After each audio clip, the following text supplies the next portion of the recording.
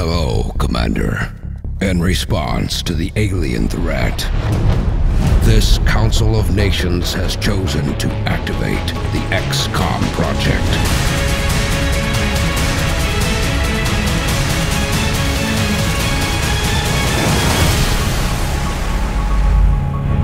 Didn't have time to actually stop and do a proper review of what I'd seen with XCOM or Dishonored for you, so I thought I'd do it here.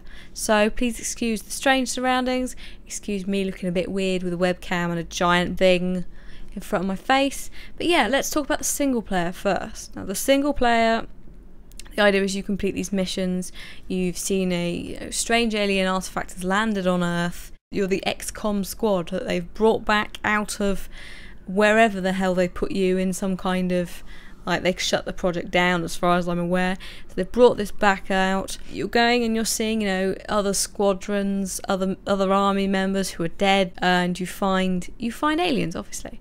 The game is still turn-based. I think it wouldn't be true to the original if it didn't follow the turn-based system, but it does still work. It does still work.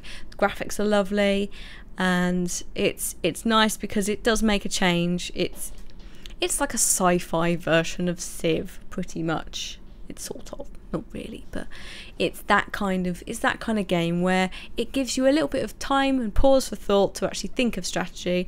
It's not dependent on skill. They were saying that it's not dependent on skill, as in like aiming skill, or, you know, how quickly you press buttons, or how bad your internet latency is. It's turn-based, so it gives you time to do strategy.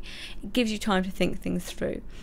And as you progress through the game, you'll bring aliens back to your little underground lair, the XCOM facilities, I'm guessing, and you can choose to do a variety of things to improve your facility. So, you know, you could expand your facility so you can hold more aliens and do more research on aliens. You can choose to research the alien artifact that you still don't know what it is.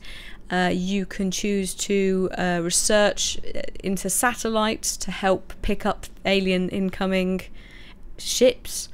You could, you know, I think that one of the examples they said you could put anti-aircraft units specifically in, like, Africa, for example, if Africa's being targeted, or say North America is being targeted, you could do it there. There's a lot of variety in how you choose to protect your planet.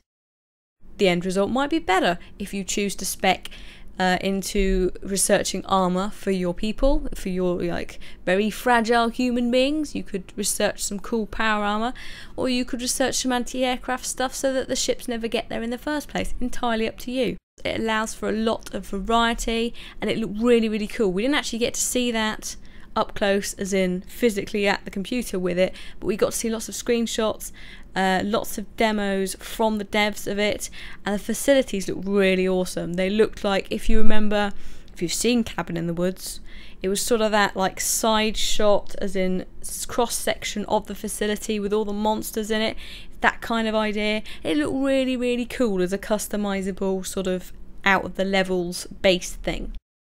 I know Lewis is a massive fan of XCOM, and he has been in the past anyway. He played it on the live stream, so if you haven't seen the old XCOM, I strongly suggest you go and have a look. And with any luck, him and Simon might do some multiplayer stuff as well. Speaking of multiplayer, let's have a little chat about that as well. I got to play a very quick game. In fact, we didn't manage to finish it, but I won, effectively. And that's really cool. You can entirely customize your creatures, your loadout. Effectively, you can choose how many aliens you want, what kind of aliens you want. As you progress with the single player, you'll unlock more to use in the multiplayer.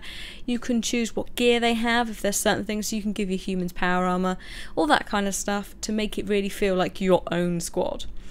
And the way that they've kind of restricted it to make sure it's balanced, I think this is what we were looking at the multiplayer, is you have loadout points and you can only spend a certain amount of points. So obviously you can't have 5 really specced out individuals in your team. You can only have, like, let's say, like 9,000 points worth. So that includes the type of alien, the gun, the armor. So you could go for, say, like 3 aliens, but they're really specced out, or you could go for like 6 and they're moderately specced. It's up to you. It's up to how you want to play it, but it does give you that variety to make it how you want to make it. hopefully it is going to be a good revival of the series. It's not going to be a massive flop, there's no doubt about that. I honestly think it is going to make a very good impact on the gaming market. It's turn-based is something that we had a very long time ago. Civ still keeps it on. Other games like I think Heroes of Might and Magic still keep it on, but we don't have much in the science fiction area, and I think it's a very good niche, and hopefully it will be a true testament to the original series. Thanks for watching. Next up is Dishonored.